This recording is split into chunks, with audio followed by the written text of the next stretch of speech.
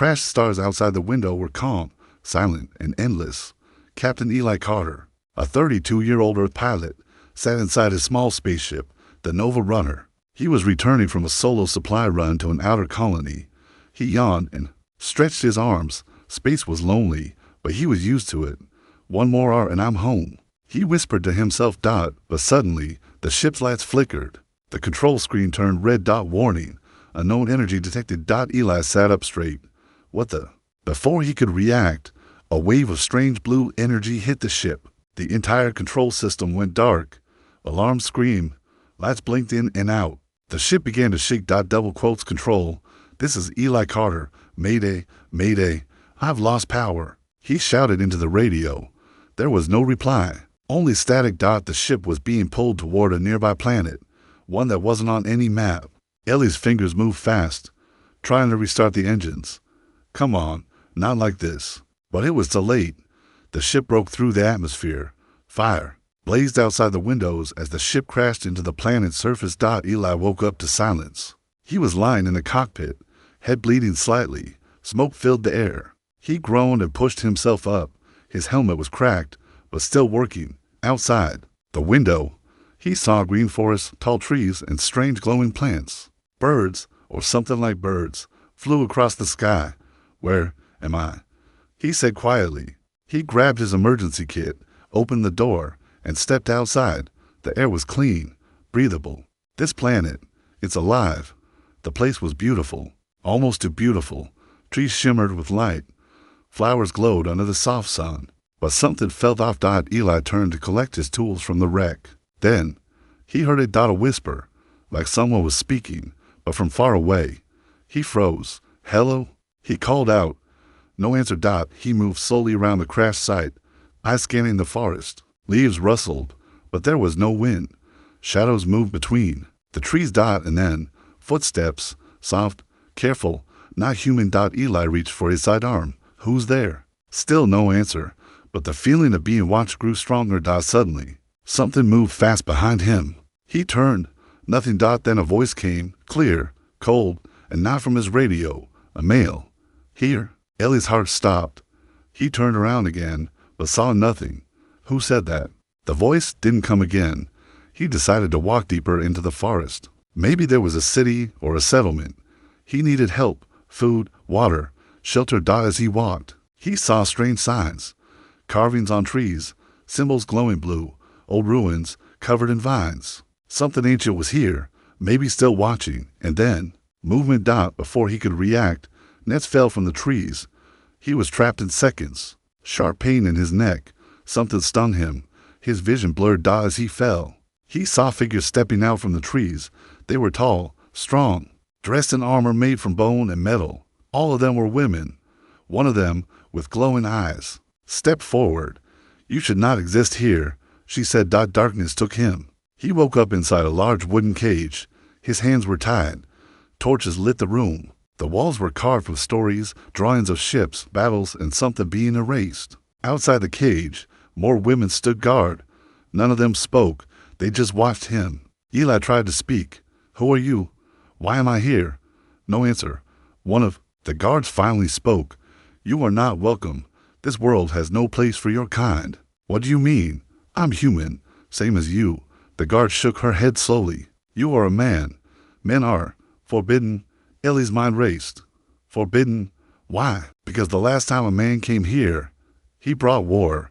He brought death. Eli looked around, confused. What is this place? The guard stared at him.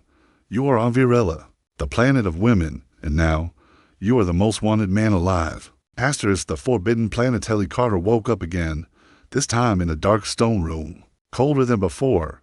His arms were tied, but not tightly. The smell of firewood and flowers mixed. In the air, glowing vines curled across the ceiling. Torches burned with blue flames. It wasn't a prison, but it wasn't a home either. As his eyes adjusted, he realized something strange. Everything in this place, every symbol, every tool, every weapon was made for and by women. No signs of men, no signs of balance. He tried to sit up. The ropes around his chest rubbed against strange cloth, soft but firm. He noticed that his wounds were clean, his suit repaired. They had healed him, But why? The door opened with a low hum. A woman entered, tall, graceful, and powerful. Her skin was bronze, her armor black and gold. Her eyes glowed slightly, not from tech, but from something else, something older. She didn't smile. She stood still, studying him like a scientist looks at a rare animal. "You are Eli Carter," she said. Her voice was calm, but full of command. I am General Lyra, second blade of the Queen. You healed me," Eli said slowly. "Thank you. We had to. The Queen demanded you be kept alive. Until judgment." Eli frowned. "Judgment?" She didn't answer. Instead, she walked over to a carved wall and pressed a hidden panel. Part of the wall moved, revealing a screen. An old one, flickering, unstable. It played a hologram. The image showed a man, dressed like Eli, but older, standing before a crowd of women, holding something glowing. The women screamed. The screen turned red. Fire, destruction, screams. Then black. Lyra turned to him. This was 300 years ago. The last man who landed here. He promised peace. He gave us poison instead. What happened to him? Eli asked. He died, painfully. Silence filled the room. But I'm not him, Eli said. I didn't come here on purpose. I crashed. That may be true, she said, but your presence breaks the law of origin. No man has stepped on Virella in 3 centuries. It is death by law. Eli stood up. Then why am I still breathing? Lyra's eyes narrowed. Because the Queen saw something in you. Eli was taken from the room, not in chains, but under watch. Guards followed, their faces hard, their hands on strange energy staffs. They walked through a city carved from the earth itself. Homes made of crystal and wood, floating platforms, gardens lit by moons. It was ancient and futuristic at the same time, beautiful and deadly. Women worked, trained, traded. But when they saw him, everything stopped. Eyes followed him, some curious, some full of hate, others full of fear. They're afraid of me, he whispered. No, Lyra said beside him. They're afraid of what you represent. They reached a tall tower in the center of the city, the spire of memory. Guards stepped aside. Giant metal doors opened. Inside, on a high throne made of stone and light, sat the Queen. She was not young, but she was strong. Her silver hair flowed behind her like wind. Her eyes, sharp as glass, deep as oceans. Eli bowed slightly. Your Highness, do you know where you are? She asked. Double quotes. Yes, Virella, planet of women. No, she said, rising. You are on the last seed of a dying tree. This world is old and heavy with pain. Men were the fire that almost ended us. And now, a man stands before me again. She walked closer. Tell me, Eli Carter, are you a spark of hope or a flame of war? He didn't know how to answer. She raised her hand. A circle of golden light surrounded him. Strange symbols floated around his head. His body felt warm, then cold, scanning his DNA. Someone whispered. The circle vanished. The Queen's face changed. Shock, confusion, maybe even fear. What is it? Lyra asked. His blood. It carries something ancient, something hidden for centuries. What does that mean? The Queen turned to Eli. It means he may not be here by accident. Eli stepped back. I didn't ask to come here, and yet, she said, your arrival has awakened things buried long ago. Suddenly, a loud horn sounded from outside. A guard rushed in. My Queen, the oracle stones have lit for the first time in 200 years. The Queen's hand trembled. He has started something, she whispered. The prophecy is moving. What prophecy? Eli asked. She looked him in the eye. The one that says, when the Forbidden One returns, so to shout the truth. Truth about what? The Queen turned away. About why the men really disappeared. Later that night, Eli was taken to a different chamber, guarded, but not locked. He looked outside. The city glowed like a dream, but he couldn't sleep. He kept thinking about the prophecy, about the man in the hologram, about the look in the Queen's eyes. Then, a soft knock. He turned. A young woman slipped into the room, fast, quiet. She wore no armor, only a scarf around her face. Who are you? He asked. My name is Kaya, she whispered. I don't work for the Queen. I don't trust her. Then why are you here? Because you're in danger. Not everyone wants you judged. Some want you dead before the truth comes out. Ellie's heart pounded. What truth? Kaya looked at the wall. A carving of a man and woman holding hands, now half burned. The truth. She said that men didn't start the war. She stepped back toward the door. You want to live, Eli? Then escape with me tonight. And she vanished into the shadows. The Queen's judgmentality didn't sleep that night. Kaya's words repeated in his head like an echo in a dark cave. You want to live, Eli? Escape with me tonight. Men didn't start the war. He sat by the window, staring at the glowing city. Varela looked peaceful from above. Towers of crystal, streets lit by floating lanterns, gardens in the sky. But beneath that beauty, there was fear, control, secrets, and now he was at the center of it. Before dawn, the guards came. The Queen has summoned you. One of them said, no time to think, no time to plan. Kaya had vanished. Eli was taken through the palace again, but this time, everything felt different. More eyes watching, more guards than before. Even the birds in the air seemed silent. They entered a new chamber, larger, darker, and older than any part of the city he had seen. The air was thick with ancient power. In the center stood a platform surrounded by glowing rooms. The Queen stood at the far end. Behind her, the circle of judges. 12 powerful women in silver robes, each with a different symbol carved into their foreheads. Bring him forward, the Queen said. Eli walked onto the platform. The light under his feet responded to him. Glowing brighter. A judge spoke. He activates the core without training. He carries the blood. Another whispered. Eli raised his hands. Can someone explain what's going on? The Queen stepped down from her throne. You are not just a man, Eli Carter, she said. You are something older. He frowned. I was born on Earth 32 years ago. She nodded. But your bloodline wasn't. She held out a hand. A small orb floated from her palm, projecting a 3D image of old data. Photos, maps, DNA charts. A hidden experiment called Project Eden. Hundreds of years ago, she said, when men and women still ruled together, there was a group of scientists who believed in reshaping humanity. Genetic evolution, said one judge. DNA mixing, said another. And secret cloning, whispered a third. The Queen's eyes locked with his. You are the last descendant of the Eden prototype. Ellie's heart skipped. What does that even mean? You were never supposed to come here, she said.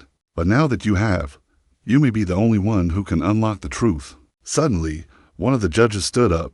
This is dangerous, she shouted. We should not allow a man to stand in the temple of truth. We should kill him now. Another said coldly. Others nodded. Eli stepped back, breathing faster. The Queen raised her hand. Silence. She turned to Eli. Your presence has awakened the ancient codes. Only Eden blood can activate them, so you will be tested. Tested how? Eli asked. The floor opened beneath him, revealing a second platform below. Stone steps lit up, leading into the dark. You will enter the memory chamber, the Queen said. You will face the past. If you survive it, we will decide your fate. And if I don't survive, she didn't answer. The memory chamber was deep underground, a wide hall filled with floating mirrors, strange lights, and whispering walls. Eli stepped inside. Alone. The door sealed behind him. Hello? He called out. No answer. Then the mirrors lit up. One by one. They showed him visions. First, his own life, childhood, Space Academy, his mother's smile, his father's laugh. But then, it changed. He saw another version of himself, dressed in old Earth, military gear, leading a group of men through ruins. They were fighting women. Eli flinched. That's not me, the mirror spoke. It is your blood. Another mirror showed a hidden lab. Scientists arguing. Someone shouting, shut it down. The Queen must never know. And then, the virus. He saw how it was made, how it spread, how it was blamed on men. But the truth, it was created by a council of female leaders, afraid of losing control. They had erased their past and rewritten history. Oh my God, Eli whispered. His body shook. Everything Kaya said, it was true. The virus didn't end men. A choice did. When Eli returned to the main chamber, his eyes were burning. The Queen was waiting. You saw it, she said quietly. You've lied to your people, he said. You covered up genocide. I preserve peace, she said. A world ruled by fear is better than one ruled by war. But you killed truth, she sighed. And now, that truth lives in you, the judges argued. He must die before others know. The people are not ready. He will tear down everything we built.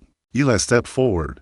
You can't erase me, The queen looked at him long and hard. Then, quietly, no, we can't. She turned to the guards. Lock him in the tower. If he escapes, kill him. That night, Kaya returned. Through a secret wall in the tower. I told you, she whispered. They fear you. Eli stared at her. They killed their own history. And now, Kaya said, you must decide what to do with it. He looked out the window. Far away, he could see fire, protests beginning. The people were waking up. And he knew the real war hadn't even started yet.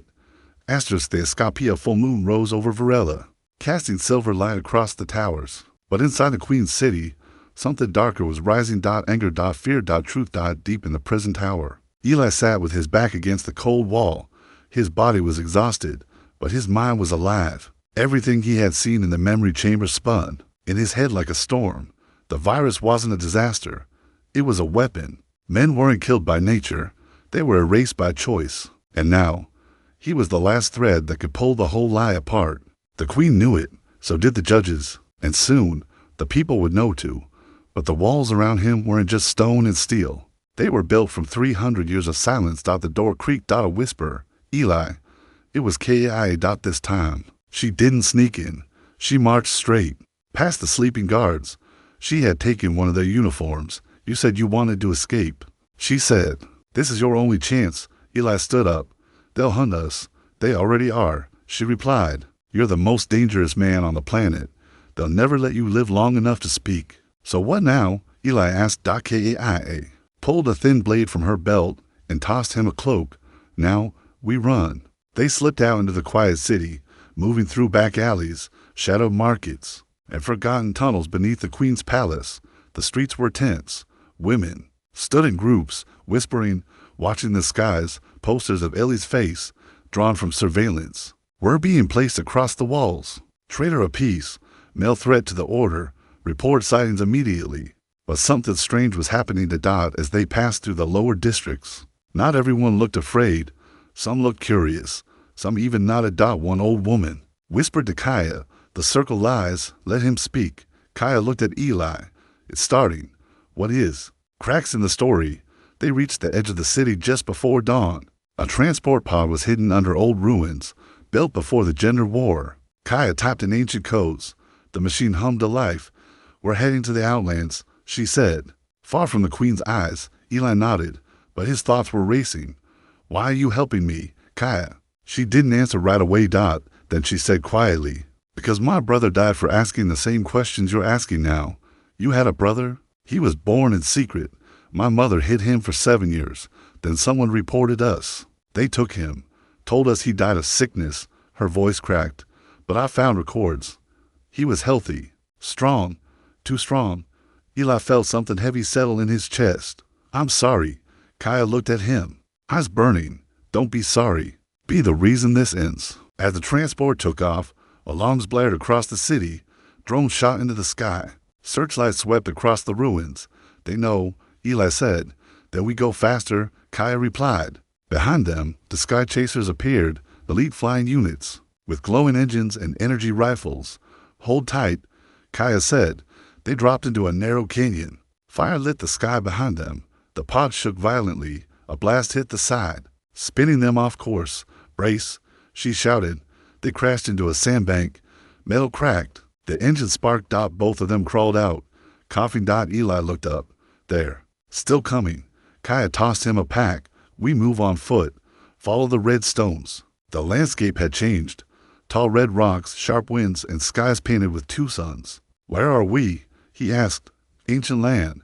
The place they tried to erase. But pieces still remain. After hours of running, they reached a cave. Inside, cool air and silence. Carvings covered the walls. Men and women standing side by side. Symbols of balance, unity, and betrayal. Eli touched one of the carvings. It glowed softly under his hand. Kai looked shocked. It reacts to you. He stepped deeper. In the center of the cave sat a broken terminal, a circular console with dead lights. He placed his hand on it. The lights turned on. A voice echoed from the walls. Old, mechanical, and male. Eden prototype detected. Access granted. A hidden door opened. Inside was a secret chamber, filled with tech unlike anything Eli had ever seen. A large screen came to life, showing a message recorded long ago. A man appeared, tired but proud. He looked just like Eli. If you are watching this, you are one of the last. Our story has been buried. They feared us. They erased us. But you are the key to everything. You carry our memory, our science, our truth. Bring balance or die trying. Eli stepped back, breath shaking. Kaya looked at him like she was seeing him for the first time. You were meant to come here, she said. Maybe, Eli replied, but I'm not here to be a symbol. Then why are you here? He looked at the screen again. Because someone has to finish what they started. But far above, in the Queen's War Tower, a figure watched everything on a secret monitor. The Queen stood still, eyes cold. So, he found the vault. Lyra stood beside her. What now, my queen? Now, she whispered. Now we destroy what's left of Eden, before he becomes more than just a man. Asterisk, the secret lab sun never rose in this part of the Outlands. The red sky above shimmered with static, as if the world itself was glitching, broken, old, trying to hide something it no longer understood. Eli and Kaya moved through the ruins of a forgotten city. No towers, no lights, just dust-covered stone and metal, crumbled signs and a lost language, and strange wind that carried whispers. Eden prototype detected. Those words from the cave still echoed in Ellie's mind. Where are we now? He asked quietly. Kia replied, the Black Zone. This place was erased from all records. No map shows it. No one talks about it. Why? Because this is where it all ended. After walking for miles through broken structures and hollow temples, they found it, a steel edge buried beneath layers of ash and rock. An old panel beside it blinked. Weak but alive. Eli placed his hand on it. Beep. Scanning. Verified. The hatch unlocked with a deep hiss. The air smelled of dust, rust, and memory. They stepped into the darkness. Stairs led down, deeper than any natural cave. Walls pulsed with faint blue veins of light. They passed broken android parts, shattered lab tubes, and computers covered in mold and time. The words Eden Research Facility, Sector 9 were barely visible on a metal door. This was it, Eli said. Eden, inside, the lab was dead quiet. Hundreds of cryopods lined the walls. Most were dark, cracked, empty. But a few still glowed dimly, their glass frosted over, hiding what lay within. Kaya wiped one clean. Her face went pale. Eli, these are men. Eli moved to the control panel. Screens blinked with fragments of logs. Entry to 177. The council grows nervous. They've seen our simulations. If we succeed, the old order collapses. Entry 312. They're coming. We're sealing. The vault, Project Halcyon, must remain buried until the next generation finds it. They tried to protect something, Eli said. Or someone, Kaya added. They followed the light to the central chamber, a large dome with one final locked door. Access denied. Override required. Eli stared at the panel. His fingers hovered over the screen. What if opening this wakes up something worse? He asked. Kia didn't blink. What if not opening it keeps us prisoners forever? He pressed his hand against the override. Access granted. The door opened. Inside was a circular room, clean, untouched by time. And at the center, a glowing pod. Inside it was a man. Young, strong, face almost identical to Ellie's, but not quite. Kia stepped back. Who is that? A voice spoke from the wall, deep, mechanical, but warm. You have activated Halcyon. Initiating protocol. Eli turned. Who are you? I am Orion, artificial guardian of Eden. My purpose is to protect the last legacy of male evolution. That man in the pod, is he alive? Yes. He is the final prototype, perfect DNA, untouched by war, untouched by lies. Eli moved closer. What's his name? His designation is Echo. Kaya frowned. Echo? Like a reflection? Not a reflection. Orion replied. A replacement. Silence. Eli looked at the face in the pod. Something felt wrong. He turned to Orion. What am I? Then Orion's voice changed. Softer, slower. You were the test. The key to unlock this vault. The memory, the history, but Echo is the future. The truth hit Eli like a storm. He wasn't the chosen one. He was the code, the trigger. He was designed to open the door for someone else. Kia whispered. They used you. They built me for this. Eli said. I'm not a hero. I'm a key. Orion continued. If you wish to activate Echo, you must give him your full genetic pattern. The merge is permanent. Eli turned away. No. There's more. There's always more.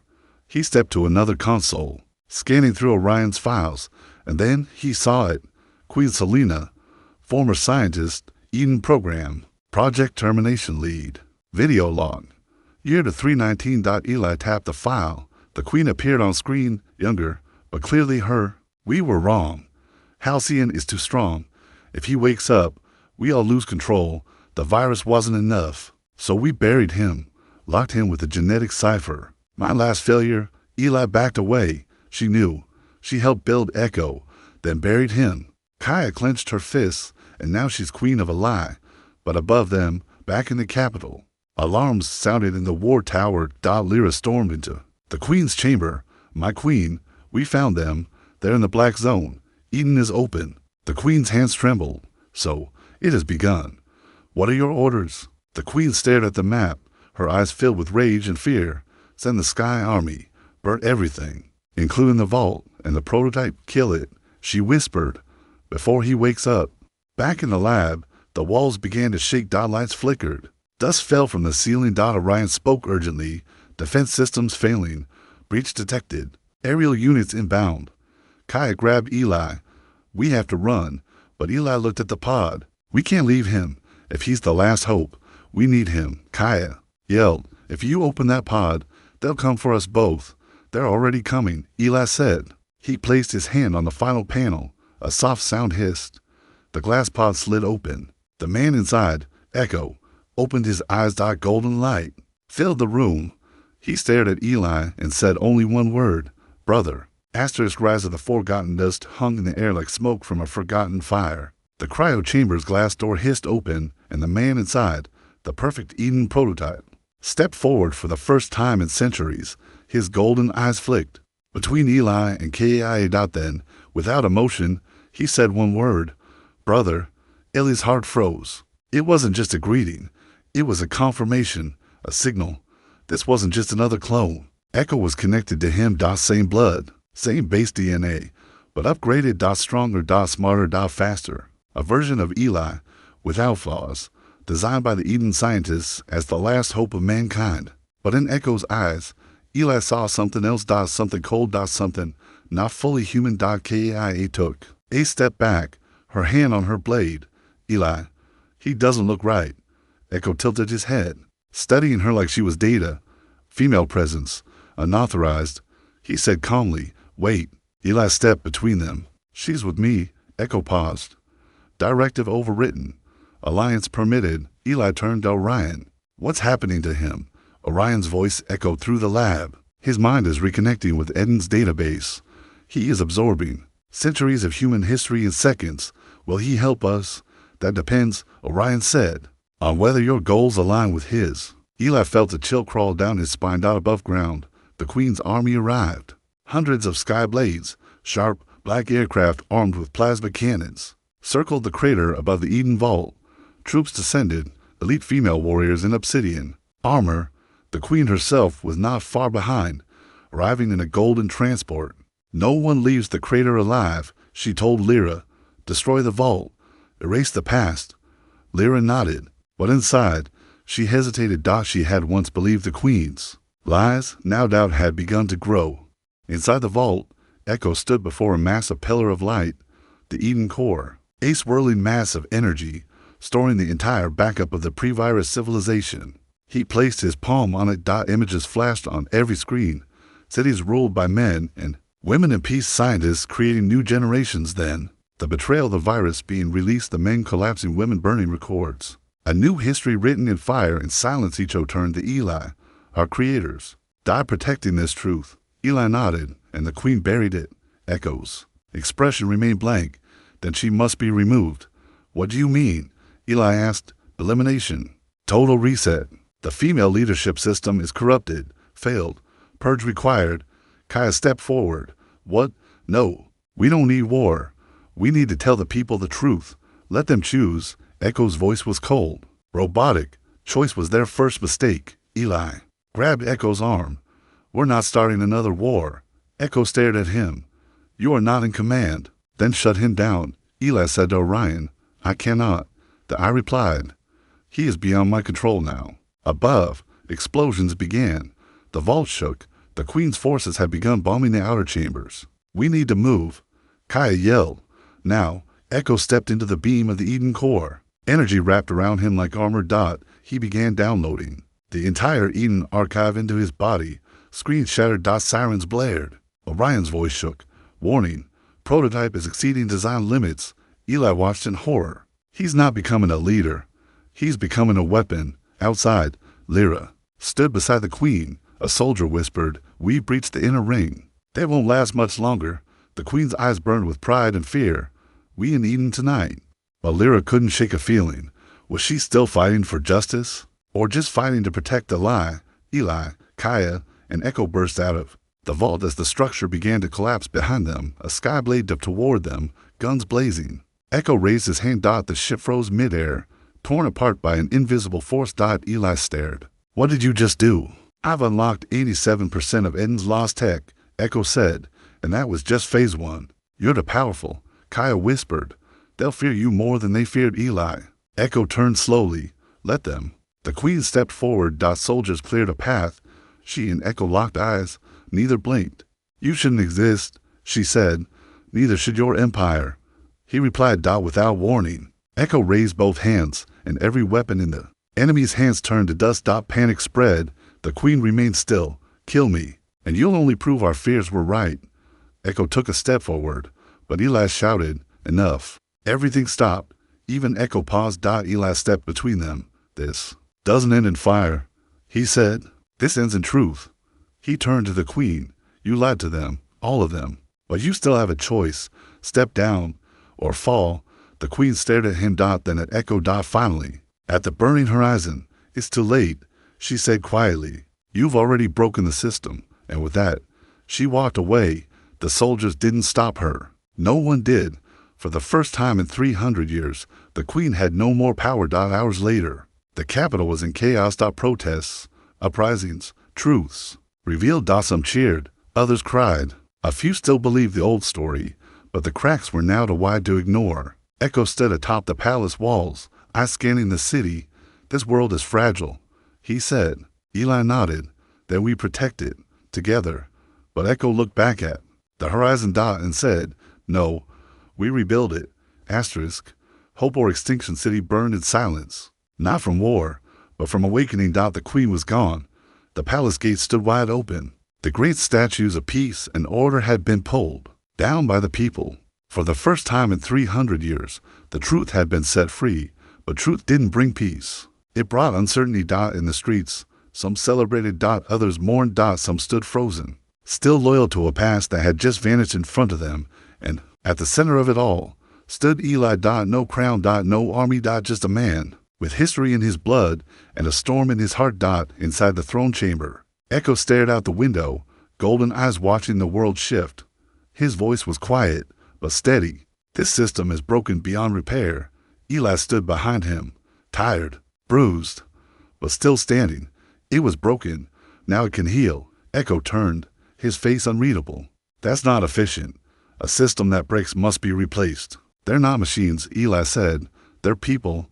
People built the virus. People buried the truth. People obeyed lies for centuries. Kaya entered, arms crossed, and people brought it back into the light. Echo's gaze lingered on her. Your emotions cloud logic, he said. Fear, loyalty, love, unnecessary variables. They're not variables, Eli said. They're the reason we survive. Echo stepped forward, the glow of Eden tech pulsing beneath his skin. I was created to restart humanity, remove corruption, rebuild balance.